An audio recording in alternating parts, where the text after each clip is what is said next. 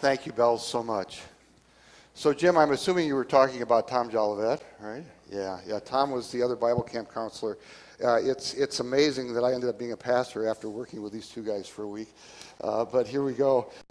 Back in the day, Ingham Lake, all the cabins were completely unfinished on the inside, which meant that you could see the studs and the outside wall. It was very rustic. And the bathrooms were that way. And, of course, what that also meant was that the walls were loaded with graffiti. I remember one limerick, which I will not repeat here, that was in the boys' bathroom. But I did tell my parents, and they were quite upset. But I'm sure that after I left the room, they had a good yuck out of it. So, yeah, I would love to pull the walls off some of those cabins just to see what's there now. It would be fun to see. This last week on, I think it was Tuesday, was that the last snowstorm? And you're thinking, like, which snowstorm, right? They're all just sort of running together here. So it was Tuesday, and I got a text from Shelley. She said, I can't possibly think about I can't even see the end of my driveway, let alone coming in from Lone Rock. Is that where you live? Lone Rock. And so I said, okay, well, and school was canceled here. I said, fine, I'm just going to stay in Fort Dodge.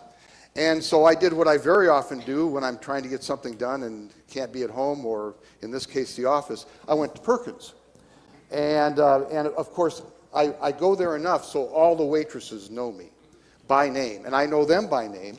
And so I went there. I spent the entire day there with a cup of coffee. So I got there in the morning, got my cup of coffee. I left at noon to go eat lunch, okay? I came back, and they gave me a cup of coffee, because I'd already paid for the first one, I didn't have to pay for the second one.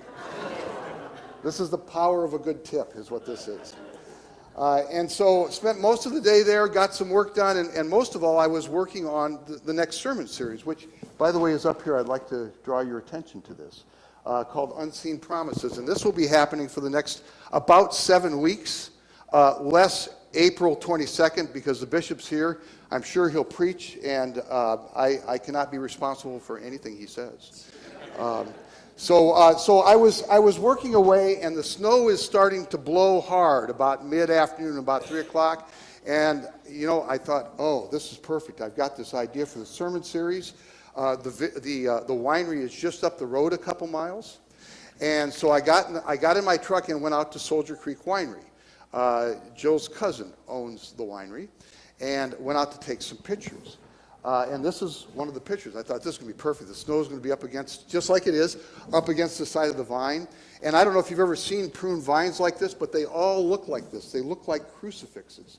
So you drive by any winery that's been pruned, and you will see this. It's like, in this case, it's 10 acres of crucifixes hanging from wires. Isn't that cool? It's just the neatest thing. And then, while I was out there, I saw something else, which reminded me of something else. I saw on the end of one of the cuts on the prunes, okay, so it's like a branch that's been cut off, is all it is. And on the end of it was a water drop that had frozen. And all across that particular vine, and about 3 or 4 others, there were water drops on the fresh cut prunes. That is so cool. Because I'm about to tell you where that comes from. It wasn't the rain that was falling off the top, okay? Reminded me of something I'd seen a couple years earlier. Same vineyard. My youngest daughter and I, took the dogs out for a run. There's a draw right beside the vineyard, and we run the dogs, and Tam and Bill, the owners of the winery, are out pruning their vines. It's about this time of the year. And so we decided, well, after we run the dogs, we'll go visit with them for a little while. So while they worked, we walked along, and we just talked, and they're chunking with their pruning snips and tossing the branches on their wagon. And they had this load of dead branches. And as you can see, vines this time of the year don't look particularly promising, do they? They just look like dead sticks, dead crucifixes screwed into the ground. That's what they look like. And so we're talking for a while, and then all of a sudden I noticed that there's something wet on my sleeve. I brushed up against one of the vines and had hit one of those, had come up against one of those places where Bill and Tam had just made a fresh cut. and it was water that was dripping out of the fresh cut. And I watched it. It swelled, dripped to the ground. Swelled, dripped to the ground. Swelled, and dripped to the ground. And it wasn't just that cut, it was every cut on that vine. And then I looked and the next one was the same way. And then, this was so cool, just about that time, the sun, which had been under a cloud cover, had just peeked out. It was just off the horizon, just about to set, so the clouds were here, the horizon was here. The sun came down, and I looked around, and it lit up the vineyard. 10 acres of dead crucifixes were dripping with water. And all of a sudden, they looked like sparkling chandeliers. And all of that coming from something that looked dead in the wounds that had been created, water bubbling up from the ground. 20 feet, that's how far down roots in vines go. 20 feet down, coming up through this dead-looking thing with life and promise out of the wounds that life had created for it. Swelling, dripping to the ground. Swelling, dripping to the ground. Swelling, dripping to the ground. Let's sing.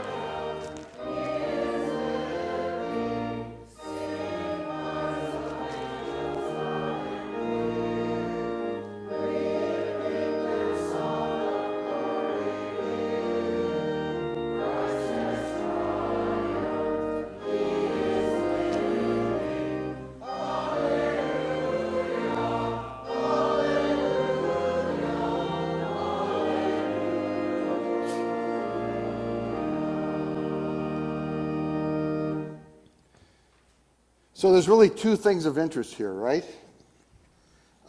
There's the why. Why vines get pruned. Well, I think we have a pretty good idea, right? We know that if we prune back vines, if we cut them a bit, we know that it will focus the life force in the vine into a smaller space, right? It's not going out into these extremities that are just taking up space. It's forcing the life back into the vine itself so that it will produce more grapes. Then, of course, also the other why is so that the roots deepen. They have to go down further and further and further. And like I said, up to 20 feet. But then there's also the what? The water itself. And that's that sign of life in dead things. And I thought about that as I thought about you folks and what I would say to you today. Because, you know, I've only been here, 35 days, 36 days? And already I'm starting to see some of the cuts and prunes in your life.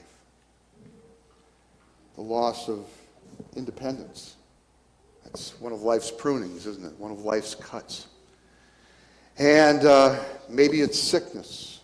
Maybe it's trial or trouble. Maybe it's the inability to get around anymore. And either you are forced to start thinking about making a decision about where you're going to live, or else if you're a child of someone who's in that situation, you are forced to help make your loved one make a decision that you don't want to make. And that's what life's pruning does to us, doesn't it? Or maybe it's not that. Maybe it's just living with people you love. And sometimes that's good, and as you know, sometimes that's not so good, right? Sometimes we hurt the people that we most care about. And we don't mean to, but that's just what people do when they live together. We are just human. And so the cuts occur, and they hurt. And that's life's ways. Or maybe it's, this is especially true with, I think, with students. The feeling of inadequacy that you receive when you know that people expect you to do well in school. People expect you to excel in sports. People expect you to be a great musician. People expect this, expect that. What do? You take basic skills and, how are your test scores? And maybe those test scores are just fine. But maybe those test scores also make you feel like I'm not as good as I could be. Maybe your parents make you feel that way sometimes. It happens to us, right? Ka-chunk. Another vine off, another wound. Or maybe it's just living life the way we live life. We like to look good before everyone else. And so we have all the right clothes. Right? We have nice cars. We have nice homes. We have this look about our lives like everything is just so. Except, as we talked about a few weeks ago, everyone is an iceberg, right? And you know what's underneath the surface. And you know that what's above the surface is not anything like what's below the surface. And it's all very messy. And there we go, another wound. And I thought about all of that today as I thought about what I would say to you. Especially talking about vines and branches and unseen promises. So we could spend a lot of time talking about the why of all of this. Why things are the way they are, why bad things happen to good people, why we can't get along in our relationships, and it would all sound right. Some of it might even be biblical, but you would leave here with all that guilt, all that trial, all that trouble, and all that stuff still weighing on top of you. And so I prefer to talk about not the why, but the what. The living water that springs up someplace deep beneath your soul and runs through your life and drips from places where you would never expect to see life. In the trials, in the heartache, in the sorrows, in the loss of dependence, in the sickness, in all of those things that are a minus sign over your life, there Jesus comes. And Jesus doesn't create the cuts. The cuts are there. But there is where living water, where God's life appears, swelling, dripping to the ground, swelling, dripping to the ground. Let's sing.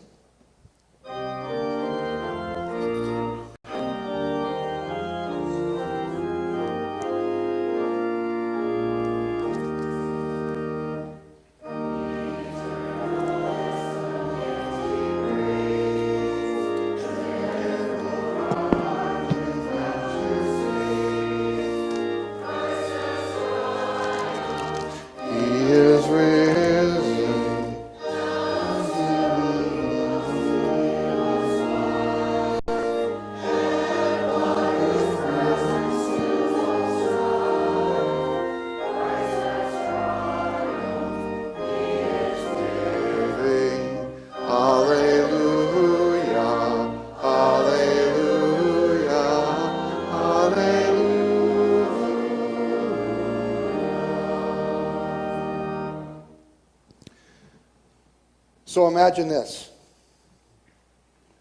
Someone says, I am well. And these words come from the mouth of someone who struggles with addiction, or someone who is living with an incurable sickness. I am well. Shouldn't exist there, but it does. Imagine someone, a brother, going to a brother. They have, for all these decades, never been able to see eye to eye. They could not speak to each other, and their relationship was as dead as a tomb. and one brother goes to the other, I forgive you. Where does this come from? Or imagine someone who has been hurt by another over and over and over again, and the pain is so deep that they can't get over it. And they speak to the person who has hurt them. I love you. Where does this come from? From places where it shouldn't exist. Deep beneath our souls, a wellspring of Jesus' love and forgiveness through our lives, swelling, dripping to the ground, swelling, dripping to the ground. Now, I will tell you this. I hate the hurt in life. I'm not going to tell you that Jesus hurts you or that you get hurt, but I will tell you Jesus makes it better in the hurt. Right? I hate the hurt in life. But if we must hurt, and because we are human, it's going to happen, then I pray that Jesus will come into your lives with that kind of living water flowing through your soul and emerging in places where it shouldn't exist. And lest you think you're alone, here's the best part. We have a sun who peeks through the clouds just above the horizon. And you look around and you realize it's not just you who is a crucifix, but there are chandeliers all over this congregation, sparkling with the living water of Jesus Christ. And for that, we give God thanks and praise. Amen.